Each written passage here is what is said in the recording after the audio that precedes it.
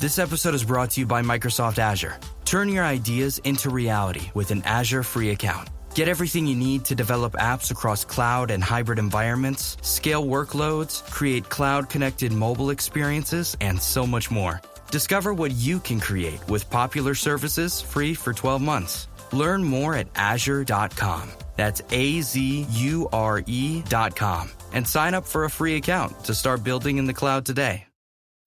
When you need mealtime inspiration, it's worth shopping Kroger, where you'll find over 30,000 mouth-watering choices that excite your inner foodie. And no matter what tasty choice you make, you'll enjoy our everyday low prices, plus extra ways to save, like digital coupons worth over $600 each week. You can also save up to $1 off per gallon at the pump with fuel points. More savings and more inspiring flavors make shopping Kroger worth it every time. Kroger, fresh for everyone. Fuel restrictions apply.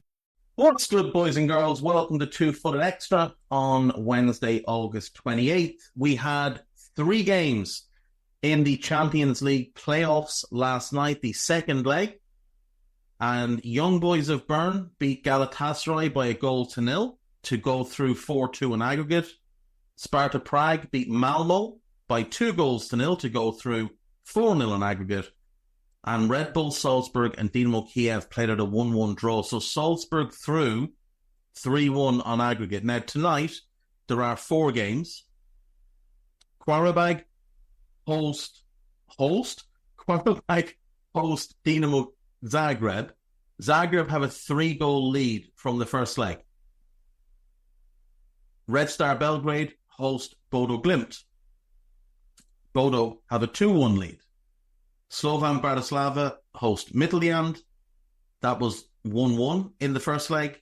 And Slavia Prague hope to join Sparta when they take on Lille, but Lille have a 2-goal advantage from the first leg. We also had a whole bunch of EFL Cup games last night, so let's rattle through those. Middlesbrough 0, Stoke City 5. Very, very upsetting as someone that has a soft spot for Middlesbrough and a deep-rooted dislike of Stoke. QPR 1, Luton 1. QPR through 4-1 on penalties. Luton's dreadful start the season continues rather. Barrow 0, Derby 0. Barrow through 3-2 on penalties. Grimsby 1, Sheffield Wednesday 5. Harrogate 0, Preston 5. Coventry 1, Oxford 0. Brighton 4, Crawley Town 0. Adingra, Sarmiento, Webster and O'Mahony. But bad news for Brighton with Matt O'Reilly forced off early with an injury after a pretty nasty tackle that I think should have resulted in a red card. Walsall 3, Huddersfield 2. Everton 3, Doncaster 0. Dwight McNeil, Iliman Ndiaye and Beto with the goals. Quite a strong team from the Ev to play a League One team. Pickford, Coleman, Keane, O'Brien making his first start, Michaelenko, Irabunum and Garner as a double pivot, Lindstrom, Ndiaye, McNeil as the 3 behind Beto. Wouldn't be surprised if at the weekend we see something very similar. Potentially Tarkowski, if fit, comes in and starts. A little bit disappointed that Romain Dixon didn't start after a really good performance against Spurs. Now, he did come on, but I've just been giving the kid the game and saying if he does well, then you put him in the game, in the team for the next league match. Fleetwood 2, Rotherham 1, Blackburn 1, Blackpool 2, Shrewsbury 0, Bolton 2, Millwall 0, Leyton Orient 1, Watford 2, Plymouth 0, Leicester City 4, Tranmere Rovers 0, Jordan Ayew with his first goal, Mavididi scored from the penalty spot, and Ndidi and Winks ran up the score late on, 71 and 90 I think it was. Barnsley 1, Sheffield United 0, Birmingham 0, Fulham 2, Raul Jimenez and Jay Stansfield with the goals. But credit to Birmingham, they gave a good go at it. Fulham were defending for their lives in the second half. Crystal Palace 4, Norwich 0. Daichi Kamada gets his first goal as an Eagle. 2 from Mateta and 1 from Eberici. Eze wrapped it all up.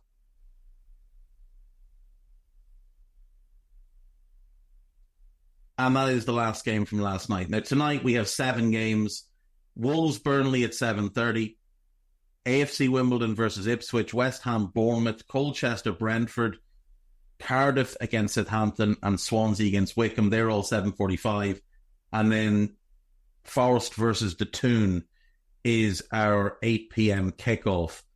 News-wise, Lee Carsley is set to name his first England squad tomorrow. Liverpool have agreed a £10 million fee for Federico Chiesa, which is an unbelievably good deal. Darwin Núñez is among a number of Uruguayan players who've been banned for international matches. Núñez has been given 5 games. I think Bentancur got 4. Carl Darlow is in the Wales squad, which is a little bit surprising. Also, Aaron Ramsey remains as captain, which I think most people expected. Danny Ward, Adam Davies, and Carl Darlow are the goalkeepers. Ben Davies, Owen Beck, Joe Roden, Chris Meffam, Ben Kabanga, Nico Williams, Connor Roberts are the defenders. Jordan James, Ethan Ampadu, Josh Sheehan, Aaron Ramsey, Ollie Cooper, Sorba Thomas are the midfielders.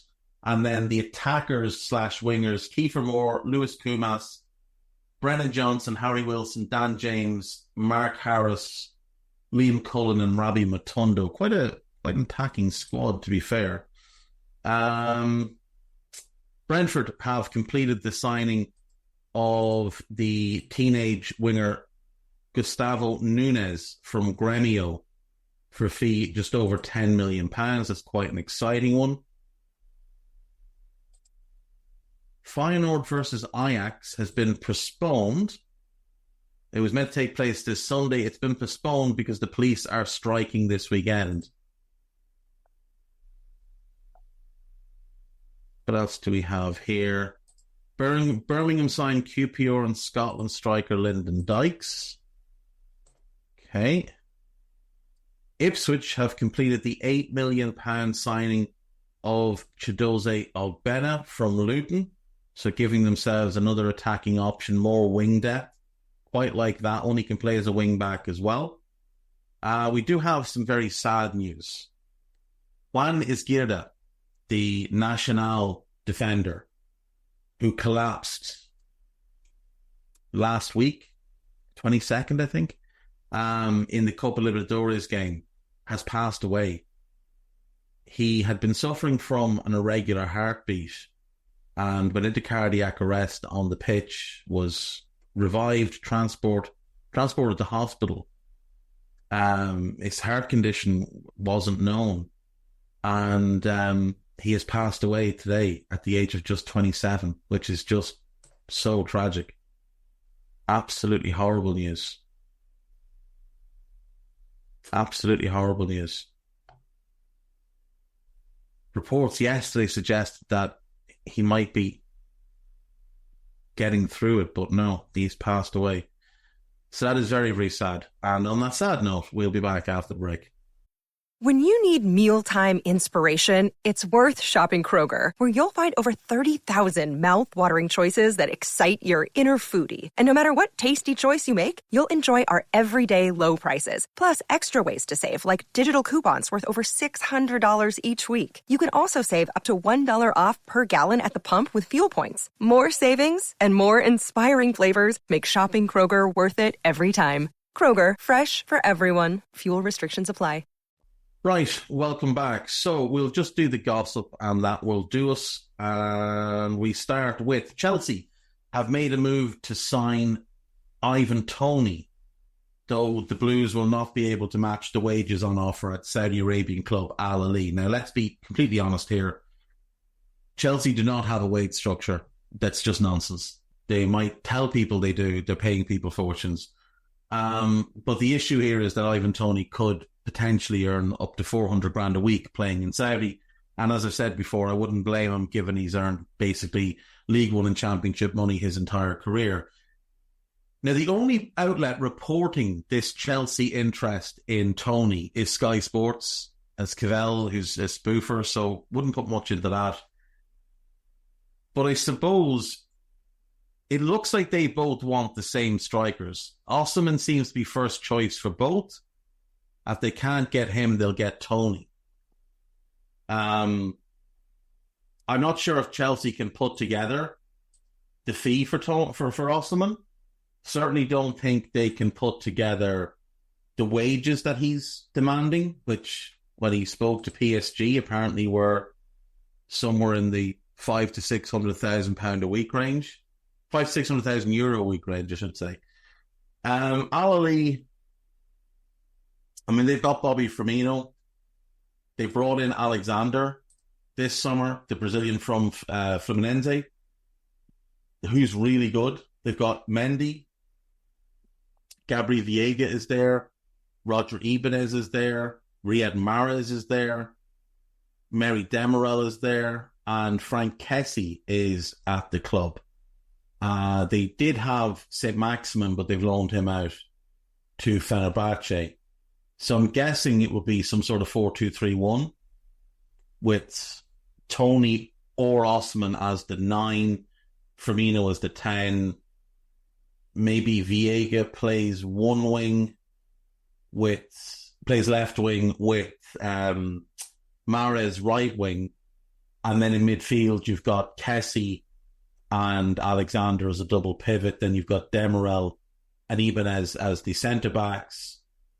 I have no idea who the full-backs might be. The rest of the squad is Saudi players. And then obviously you'd have Mendy in goal. That would be a really good team, to be fair. Certainly would have been a good team 3 years ago anyway. We'll see what happens. Two interesting deals. Newcastle and Manchester United are both looking at a late move for Dominic Calvert-Lewin. Two I can see. I don't understand for United. You've just bought Xerxes. You've got Højlund. What do you need another striker for? Especially one who's older but doesn't score goals, so isn't more proven and can't give you like a guaranteed 15 goals a season. Liverpool and Federico Chiesa, that deal is done between the clubs, done between player and club. He's taking his medical as we speak, so hopefully by tonight it's all wrapped up and good to go.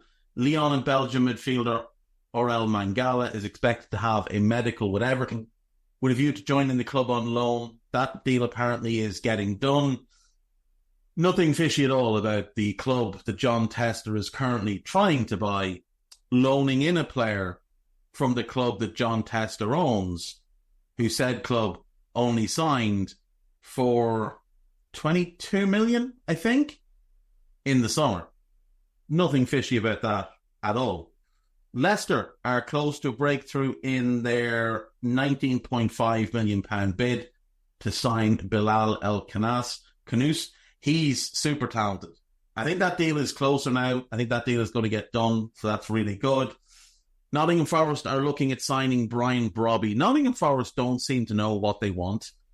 So they went for Jimenez, couldn't get him, went for Nketiah, looked like they'd get him. Then it seemed like they might get Jimenez again, so the Nketiah deal fell apart. He's now going to Palace. Jimenez has now said no. All while this has been going on, you've tried to buy Johan Vissa, and now you're going for Brian Brobby. I really don't know. I don't think they know what type of 9 they want.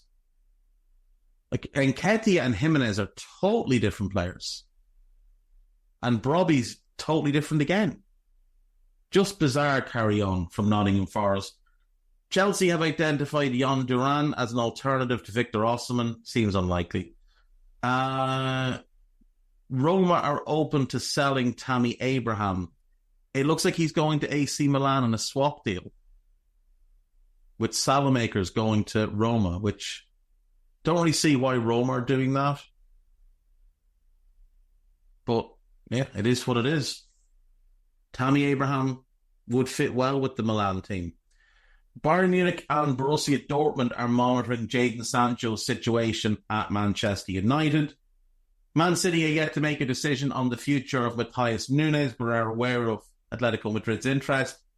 I suppose with Gundogan coming back, they do have a little bit of a logjam in midfield, so it might make sense to move him on loan. Leeds have opened talks to sign Fortuna Dusseldorf Japanese midfielder Ao Tanaka. Bayern Munich have agreed a deal with Al Hilal for Kingsley Coman, but the 28-year-old is yet to commit to the move. Wait till he sees the big bag of money. West Brom have rejected a bid of about 10 million for 21-year-old English winger Tom Fellows. That bid has come in from Southampton.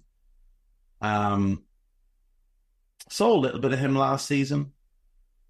Looks to have something about him. Really does. Versatile forward player. I do worry it's a little bit early for him to lead the championship, though. Could be a Keane Lewis Potter type situation. And Wout Weghorst is joining Ajax. Is joining Ajax from Burnley after agreeing personal terms. Burnley are having themselves a whopper of a clear out, aren't they? Let's just have a quick look at what Burnley have done this summer. So, players out. Bailey, Peacock, Farrell, Muric, and Figueroa. That's 3 goalkeepers gone. Bastian gone. Odebert gone. Twine gone. Berge gone. Zaruri gone. Berg Gudmundsson gone. Dara O'Shea gone. Al-Dakhil gone. Sherlonoff, Costello, Obafemi all loaned out. And they've brought in a couple of players. Lucas Perez, Huantonji, Ledecky, Etienne Green, Joe Worrell, Hanno Mejbri. But they've gotten rid of a lot of the exciting players that they had. Especially with moves in the pipeline for them, where Kolyoshu's been linked with moves away and Zeki Mdouni is going to Benfica. Not sure I like their summer. Not sure I like it at all. But you know who summer I do like? I do like Ipswich's summer. I'm transitioning there because it's a club that got relegated and it's a club that come up. But I really like what Ipswich have done. Now, is it enough to keep them up? I have no idea. I really don't know. But Hutchinson's a good buy. Johnson's a great get on a free. Greaves is a good buy. Delap is a good buy. Smolix is a good buy. Clark is a good buy. O'Shea is a good buy. And Bennett is a good buy. Muric, I'm not sure on. I'm really not sure on him. They're also still trying to bring in a striker. So, in the last 24 hours, McKenna has mentioned that they might be able to revive the Armando Broja deal. Odsonne Edouard is being reported today by Paul Joyce. And there was somebody else as well. So they're clearly looking to bring in a striker. I think they could use maybe one more in defence. A left back to provide cover competition for Leif Davis. I'm not overly keen on the goalkeeping situation, I have to say. I'm not overly keen. Muric is, I said it when they signed him, he's very hit and miss. Don't know much about Kieran Slicker, who's a 21-year-old that signed a year ago from Man City. And Christian Walton is there, and for me, he's just not a Premier League calibre goalkeeper. Left back and a goalkeeper, after you get the striker in, I think you're going to be good. I think that I missed 2 signings. I missed the 2 loans they've brought in. Alvin Phillips, Jens Kahust. That's a really good summer's window. It's a lot of money, undeniably. It's a lot of money. But realistically, there's no way they don't make a good profit on Jacob Greaves. There's no way they don't make profit on Hutchinson and Clark. Smolix maybe not because of his age. Delap, I think, will hold his value at the very worst. It's good investment in youth as well. If they go with a front 4 of Delap with Smolix behind, Clark left, Hutchinson right, that's a really fun front 4. And then you've still got Bennett to play both wings. Broadhead can play up front, obviously. Chaplin plays that second striker role, but he can play up front. Harness is a decent player. Al-Hamadi's a decent 9. That's good depth. That's a quality group.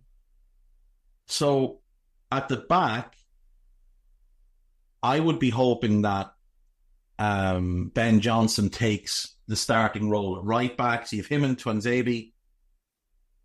I'd like another...